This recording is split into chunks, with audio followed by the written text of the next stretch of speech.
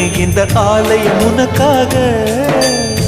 வானில் ஒரு புயல் மழை வந்தால் அழகே என்னை எங்கனம் காப்பாய். கண்ணே உன்னை என் கண்ணில் வைத்து இமைகள் எனும் கதவுகள் அடைப்பேன். சத்தியமாகுமா? நான் சத்தியம் செய்யவா? தொடு தொடுவெனவே வானவில் என்னை தூரத்தில் அழைக்கின்ற நேரம்.